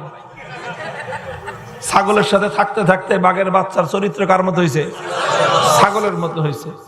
এই জন্য বাঘের বাচ্চা যদি ছাগলের সাথে থাকে তো চরিত্র ছাগলের মতোই হয়। আর ওই বাঘের বাচ্চা ছাগলের গুতা খেয়ে কান্দাকাটি করা ছাড়া আর কোনো উপায় নাই। তো বাঘে বলল, আরে ছাগল তো দৌড়াবেই, পালাবেই। বাঘের গর্জন শুনবার পর পৃথিবীতে কোন ছাগল তার আপন জায়গায় দাঁড়ায় থাকবার মতো বুকের পাটা আল্লাহ ছাগল রে দেন নাই। ছাগল তো দৌড়ে আমার ভয় পায় দেখে তুই দৌড়াস কেন? আমিও তো ভয় পাই। তোমার যে আওয়াজ, ওই আওয়াজ শুনে তো আমার বুকের কলতে শুকায় গেছে। বাঘ বুঝছে যে ওর সমস্যা আসলে কোথায়। ওর ভিতরেও যেরকম গর্জন দেওয়ার শক্তি আছে ও জানে না, ও যে আমার স্বজাতি বাঘ ওইটা জানে না। কাজেই বেশি কিছু করা লাগবে না, ওর বেশি ট্রেনিংও লাগবে না, ট্রিটমেন্ট লাগবে না, চিকিৎসা লাগবে না, কিচ্ছু লাগবে না।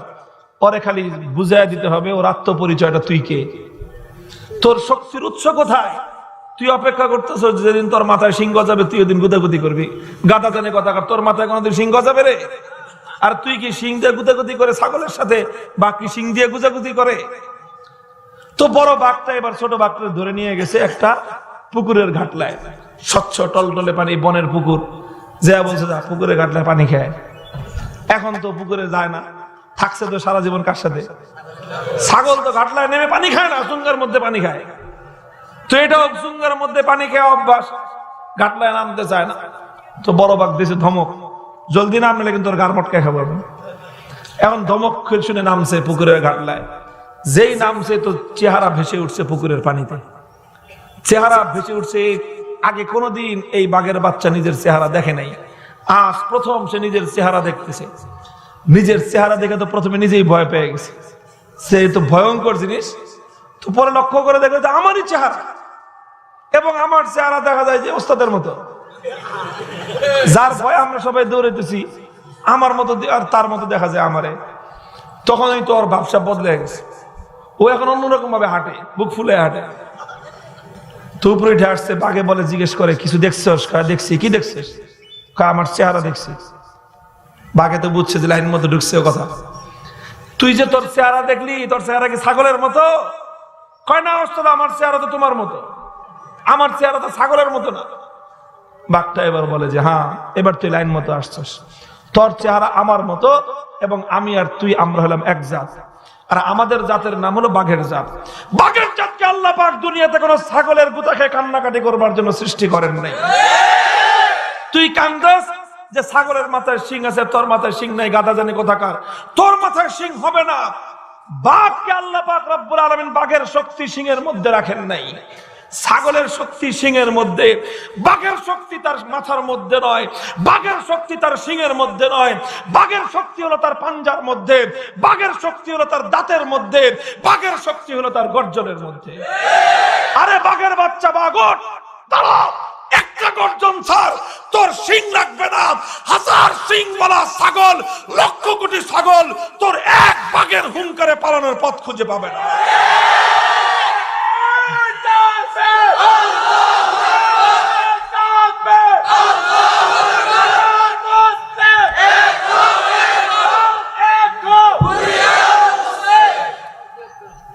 মোহতারাম হাজিরিন, মুসলমান, ও মুসলমান, খোদার কসম খেয়ে বলি, আল্লাহ পাক রব্বুল আলামিন উম্মতে মুসলিমাকে কাফের মুশরিকদের পারমাণবিক বোমার আক্রমণে আর তাদের MiG-20 বোমারু বিমার হামলায় ভীত সন্ত্রস্ত হওয়ার জন্য আল্লাহ সৃষ্টি করেন না।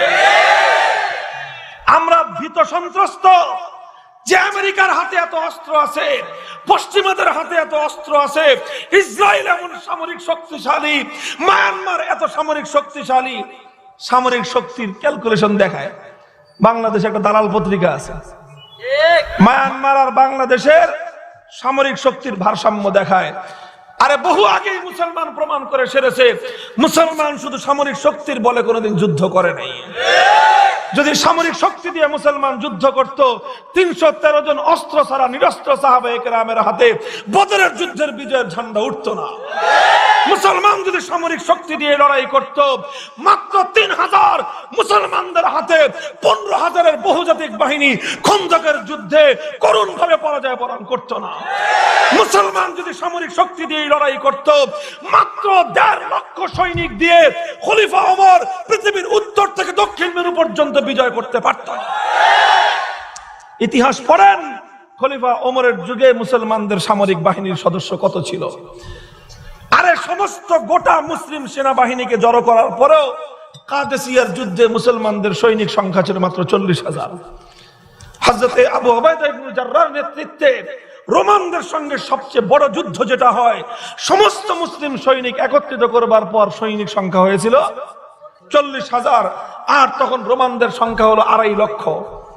মুহতারাম হাজিরিন, 2.5 লক্ষ থেকে 3 লক্ষ রোমানদের বিরুদ্ধে মাত্র 40,000 যুদ্ধ করেছে। 1,10,000 বেঈমান সেখানে যুদ্ধের মধ্যে মারা পড়েছে। কাদেসিয়ার যুদ্ধে মুসলমানরা বিজয় অর্জন করেছে। রোমান সাম্রাজ্যের বিশাল রাজত্ব মুসলমানদের পায়ের সামনে লুটিয়ে পড়েছে। মুসলমান সামরিক শক্তির বলে যুদ্ধ করে না। হ্যাঁ, সামরিক শক্তি কিছু থাকে, সামরিক শক্তি 313 জন থাকে, অল্প কিছু সৈনিক থাকে, আর মুসলমান বিজয় করে, মুসলমান লড়াই করে কোন শক্তির বলে? ও দোস্ত, সেটা ভিন্ন একটা শক্তি, সেটা ভিন্ন একটা শক্তি। আজকে বাংলাদেশের সঙ্গে অনেকে কম্পেয়ার করেছে, দেখেছেন আপনারা। যখন এই রোহিঙ্গা সমস্যা শুরু হয়েছে, বাংলাদেশের মধ্যে বসবাস করে বিদেশিদের সোল এজেন্সি নিয়ে কিছু মিডিয়া পরিচালনা করে এমন কিছু মিডিয়া বাংলাদেশে আছে।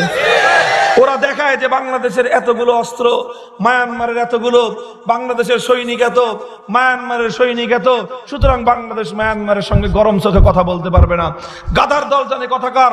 এই বাংলাদেশের বীর সেনানীরা, বাংলাদেশের যারা সীমান্ত প্রহরী, বিডিআর বিজিবির সদস্যরা বহুবার প্রমাণ করে ছেড়েছে, সীমান্তে আগ্রাসী বেঈমান ভারতের সৈনিকরা যখন বাংলাদেশের সীমান্তে আক্রমণ করেছে, বাংলাদেশের 10 জন বিডিআর 100 বিএসএফ কে মারে তাদের গোটা এলাকা দখল করে নিয়েছিল পদুয়াতে।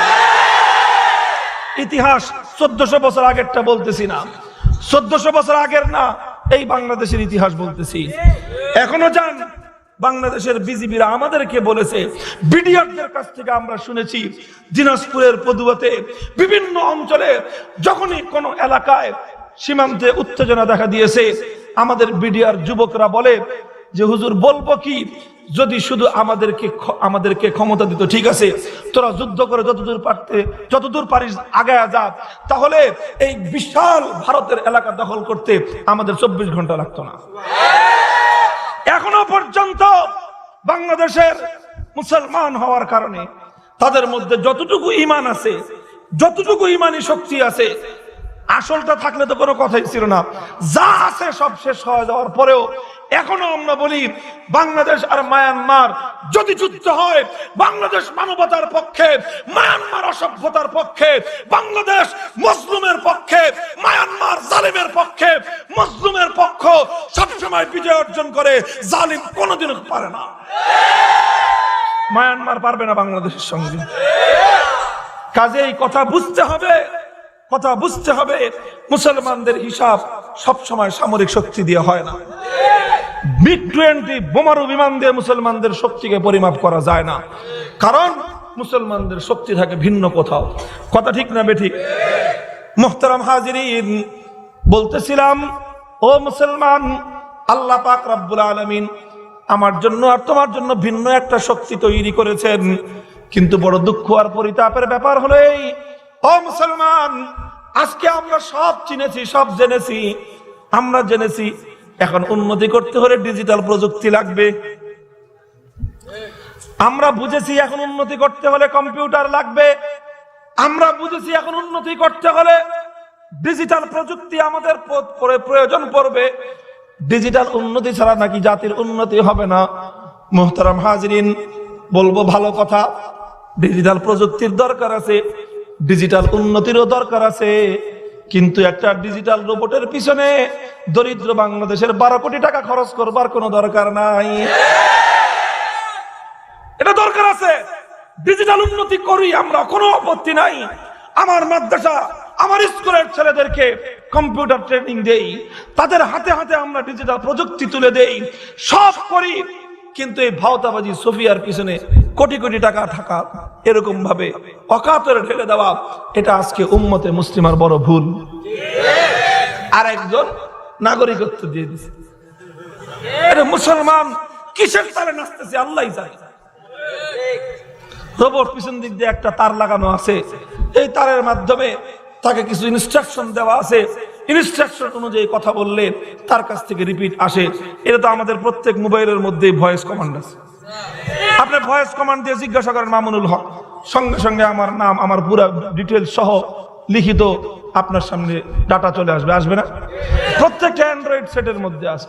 যাই হোক, আমি সেটা বলতেছি না, আমি বলতেছি যে কথাও মুসলমানদের এই সকল উন্নতির দরকার আছে ঠিক, কিন্তু তবে মুসলমানদের প্রকৃত যে উন্নতির প্রয়োজন, যে উন্নতি ছাড়া হাজার ডিজিটাল উন্নতি দিয়ে মুসলমানদের ভাগ্যের পরিবর্তন হবে না, যেই উন্নতি ছাড়া হাজার সামরিক উন্নতি দিয়ে মুসলমানদের ভাগ্যের পরিবর্তন হবে না, যেই উন্নতি ছাড়া দুনিয়ার প্রত্যেকটা মুসলিম রাষ্ট্রের হাতে পারমাণবিক বোমা আসলেও মুসলমানদের ভাগ্যের পরিবর্তন হবে না, সেটা ভিন্ন এক উন্নতি, যে উন্নতির মাধ্যমে দুনিয়াতে মুসলমানরা শাসন করেছিল।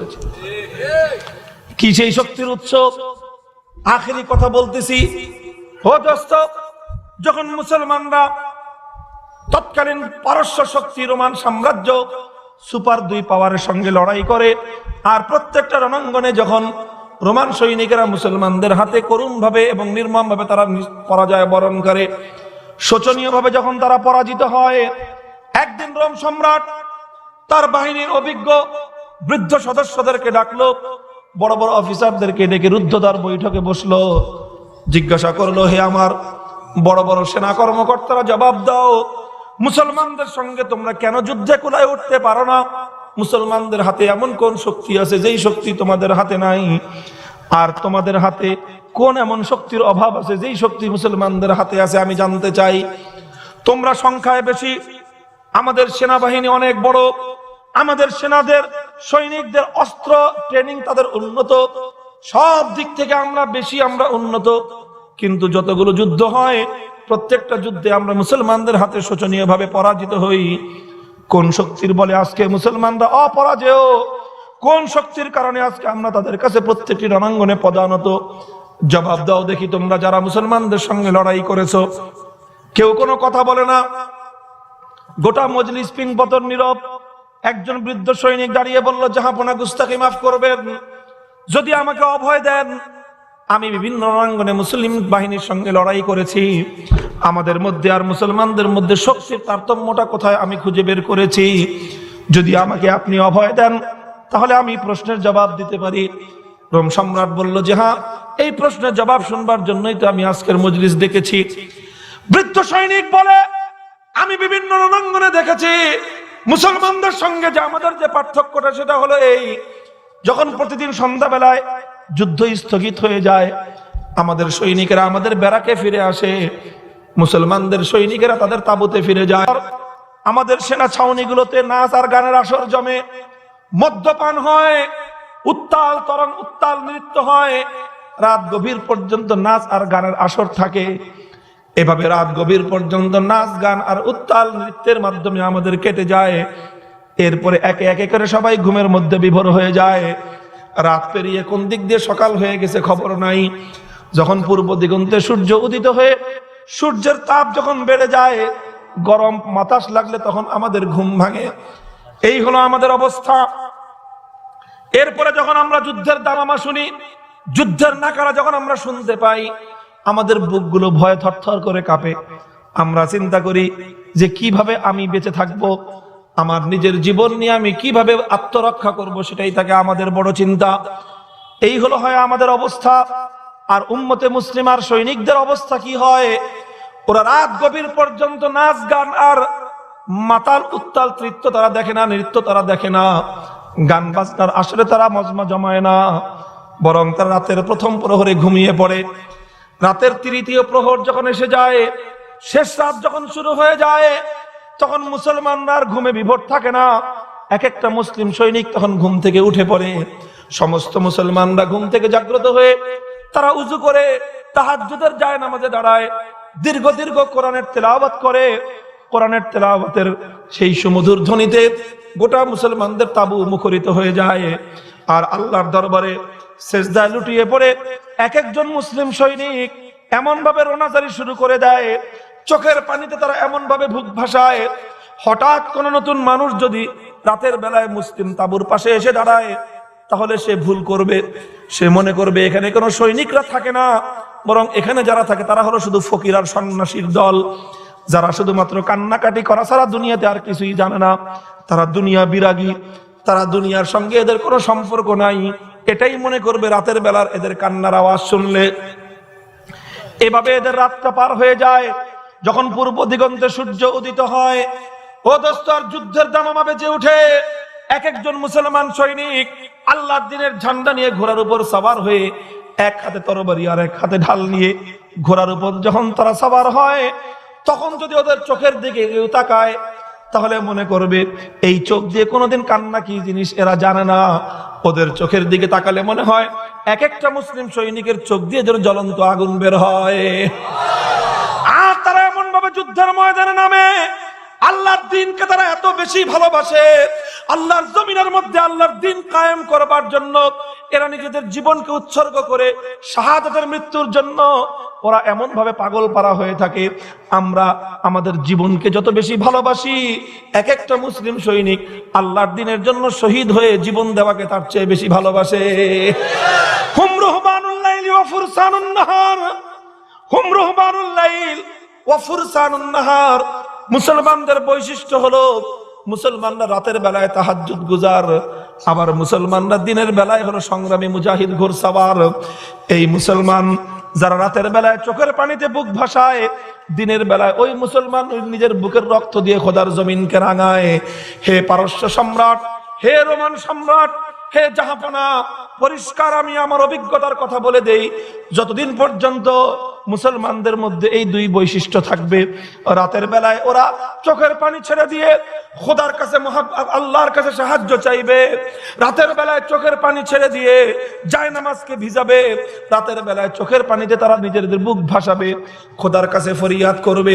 আর দিনের বেলায় জীবনের মায়াকে তুচ্ছ করে আল্লাহর দ্বীনকে দুনিয়াতে কায়েম করবার জন্য, দ্বীনের ঝান্ডাকে সমুন্নত করবার জন্য ওয়াকাতরে নিজের জীবনকে বিলিয়ে দিয়ে শাহাদাতের মৃত্যুর তামান্না করবে।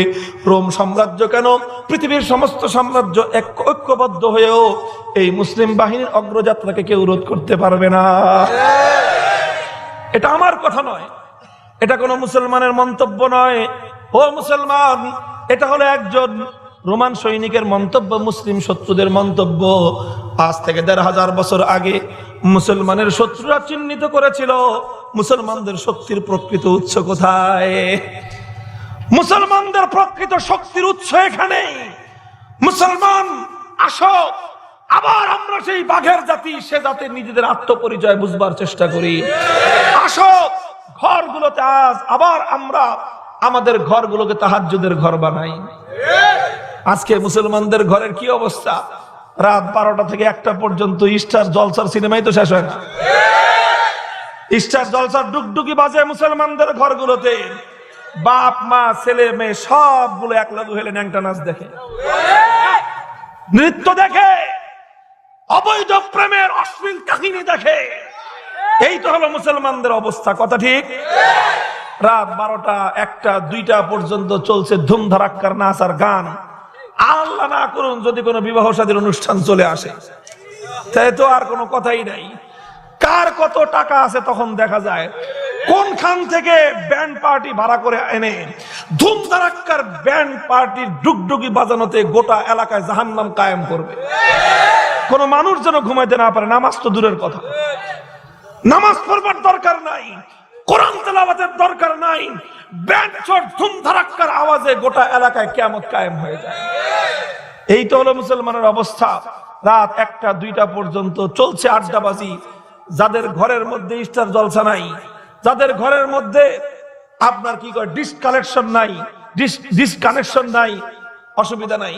রাস্তার মোড়ে তো চায়ের দোকান আছে, রাস্তার মোড়ে চায়ের দোকান, ওখানে 24 ঘন্টার জন্য নন স্টপ চলছে স্টার জলসা। 1 কাপ চা খাইবা, 3টা সিনেমা ফ্রি। এই হলো মুসলমানদের অবস্থা। রাত গভীর পর্যন্ত মুসলমানদের ঘরগুলোতে গান বাজনা, খোদাদ্রোহী নাফরমানির আখড়া। তাহাজ্জুদ পড়বে তো দূরের কথা, ফজরের নামাজের সময় মুসলমানদের মানুষদেরকে মসজিদে তো পাওয়া যায় না, ঘরের মহিলারাও এখন নামাজ পড়ে, কথা ঠিক? মুহতারাম হাজিরিন, ঘরগুলোকে পরিবর্তন করো। ও আমার মা বোনেরা, ঘরগুলোকে পরিবর্তন করো। মুসলমান অভিভাবকেরা ঘরের পরিবেশগুলোকে পরিবর্তন করো। রাতের বেলায় দীর্ঘ রাত পর্যন্ত জাগ্রত থাকার অভ্যাস বাদ দাও। নিজেদের ঘরগুলো থেকে স্টার জলসা আর এই ধরনের অশ্লীলতার আখড়াকে তোমরা দূর করে দাও। ও আমার বাবারা, মায়েরা, রাত 4টার সময় 5টার সময় তুমি ঘুম থেকে জাগ্রত হও, ফজরের নামাজের আধা ঘন্টা আগে তুমি ঘুম থেকে জাগ্রত হও, উযু করো, খোদার দরবারে জায়নামাজে দাঁড়াও, তাহাজ্জুদের 8 রাকাত 6 রাকাত 4 রাকাত অন্তত 2 রাকাত যতটুকু সুযোগ হয় পড়ো। তাহাজ্জুদের নামাজ পড়ে খোদার দরবারে তোমার ফরিয়াদের হাত তুমি উত্তোলন করো, তোমার সন্তানের কল্যাণ তুমি কামনা করো। হুজুরকে দিয়ে দোয়া পড়ানো লাগবে না, খতম পড়ানো লাগবে না, হাদিয়া তোহফা দেওয়া লাগবে না, হালুয়া রুটি বন্টন করা লাগবে না, জিলাপি আমিত্তি এগুলো খাওয়ায় হুজুরদের পেট নষ্ট করা লাগবে না। বাবারে তুমি তোমার সন্তানের জন্য দোয়া করো, ও মা তুমি তোমার সন্তানের জন্য দোয়া করো। খোদার কসম খেয়ে বলি, ও বাপ মা তোমার দোয়া তোমার সন্তানের জন্য আল্লাহর দরবারে যতটা কবুল হবে, কাবা শরীফের ইমামের দোয়াও তোমার সন্তানের জন্য ততটা কবুল হবে না। কথা ঠিক? রাতগুলোকে পরিবর্তন করতে হবে, মুসলমানদের ঘরগুলোর অবস্থা পরিবর্তন করতে হবে। হে মুসলমান যুবক, অনেক তো শুনেছো হিন্দি আর ইংলিশ নাচের গান বাদ্যগুলো, এবার গান বাদ্য বন্ধ করো, নাচ গান বন্ধ করে আল্লাহর কোরআনের তেলাওয়াতকে ধরো। যুবকরা মধ্যরাতে ঘুম থেকে জাগ্রত হয়ে খোদার দরবারে তাহাজ্জুদের জায়নামাজে দাঁড়াও, খোদার দরবারে ফরিয়াদ করে বাইতুল মুকদ্দাসের মুক্তি কামনা করো। হে যুবক তুমি খোদার যুবক তুমি খোদার দরবারে ফরিয়াদ করো, রাতের বেলায় চোখের পানি ছাড়ো। এরপর চোখের পানি ছেড়ে বসে থাকলে কাজ হবে না। যে চোখে তুমি রাতের বেলায় অশ্রু ছেড়েছো, যে চোখে তুমি রাতের বেলায় অশ্রু ছেড়েছো, সেই চোখ থেকে দিনের বেলায় জ্বলন্ত বারুদ ছড়াও তুমি। খোদার দুশ্মনী যারা করবে, খোদার জমিন থেকে যারা আল্লাহর দ্বীনকে ধ্বংস করবার চেষ্টা করবে, আল্লাহর জমিনে যারা আল্লাহর কোরআনকে অপমান করবার চেষ্টা করবে, খোদার জমিনে যারা আল্লাহর পয়গম্বরের ইজ্জত নিয়ে ছিনিমিনি খেলবে, জীবনের পরোয়া ত্যাগ করো। জীবন তো আল্লাহ দিয়েছেন, একদিন তো তোমাকে মরতেই হবে। আল্লাহর জন্য, আল্লাহর দ্বীনের জন্য জান উৎসর্গ করবার শপথ করো। মুহতারাম হাজিরিন, যদি আমরা এভাবে আমাদের কিছু ভাইকে প্রস্তুত করতে পারি, রুহবানুল লাইলি ওয়া ফুরসানুন নাহার, আবার সেই শক্তিতে যদি উম্মতে মুসলিমা বলিয়ান হতে পারে। মুসলমানদের 55টা কান্ট্রি আছে, প্রত্যেকটা দেশের সেনাবাহিনীর মধ্যে যদি বাধ্যতামূলক করে দেওয়া হয় কোন সেনা সদস্য রাত 4টার পরে ঘুমাতে পারবে না, প্রত্যেকটা সৈনিকের জন্য তাহাজ্জুদের নামাজ বাধ্যতামূলক করে দাও। দেখবে তাহাজ্জুদ গুজার সৈনিকেরা, এখন তো 10 জন মিলে 100টা রেখে দেয়, একটা তাহাজ্জুদ গুজার মুসলিম সৈনিক মায়ানমারের সীমান্তে দাঁড়িয়ে আল্লাহু আকবারের ধ্বনি দিবে, ইয়াঙ্গুনের প্রাসাদের মধ্যে অং সান সুচির রাজপ্রাসাদ ভেঙে খান খান হয়ে যায়। মুহতারাম হাজিরিন, কাজে আসুন নিজেদের মধ্য থেকে শুরু করি। কথা ঠিক? নিজেদের জীবন থেকে আমরা শুরু করি, ঘরগুলোকে পরিবর্তন করি, আমাদের সন্তানদের জীবনের স্টাইল পরিবর্তন করি। যেভাবে আমরা চলছি এভাবে দুনিয়াতেও শান্তি নাই, আখিরাতেও সুখের কোনো চিন্তা, কোনো সম্ভাবনা, কল্পনাও নাই। মুসলমান আসো, ইসলামী ঐতিহ্যকে আমরা ধারণ করি, আমাদের লাইফ স্টাইল চেঞ্জ করি। আমরা এভাবে ইহুদি খ্রিস্টানদের তাদের গড্ডালিকা প্রবাহে গা ভাসিয়ে দিয়েছি, এ পথে আমাদের লাঞ্ছনা ছাড়া কিছুই নাই। ইনশাআল্লাহ রাজি আছি তো? চেষ্টা করবো তো ইনশাআল্লাহ। মাদ্রাসাগুলো এই জন্যই কায়েম হয়। এই মাদ্রাসাগুলোর দায়িত্ব হলো এই প্রত্যেকটা সন্তানকে সেভাবে গড়ে তুলবে। কথা ঠিক কিনা? এলাকার মধ্যে এই সবক আপনারা ছড়িয়ে দিবেন। আমার মা বোনেরা যারা এসেছেন নিজেরা এই সবক শিখে যান। রাতের বেলায় তাহাজ্জুদ পড়বেন, দিনের বেলায় আল্লাহর দ্বীনের মহব্বত এবং ভালোবাসা হৃদয়ে রাখবেন। প্রত্যেক মা চিন্তা করবেন, আমার সন্তান আল্লাহর দ্বীনের জন্য জিহাদ করবে, আমার সন্তান আল্লাহর দ্বীনের মুজাহিদ হবে, আমার সন্তানের মাধ্যমে আল্লাহ পাক তার জমিন, তার দ্বীন জিন্দা করবে। মা যখন তার সন্তানকে নিয়ে এই স্বপ্ন দেখবে, ইনশাআল্লাহ ওই মায়ের কোল জুড়ে মুহাম্মদ বিন কাসেম তৈরি হবে। আল্লাহ পাক রব্বুল আলামিন আমাদেরকে সেই সুদিন দেখবার তৌফিক দান করেন। উম্মতে মুসলিমার হারানো গৌরব ফিরে আসুক, সারা দুনিয়াতে আবার শান্তি কায়েম হোক। আল্লাহ পাক রব্বুল আলামিন আমাদের সকলকে কবুল করুন।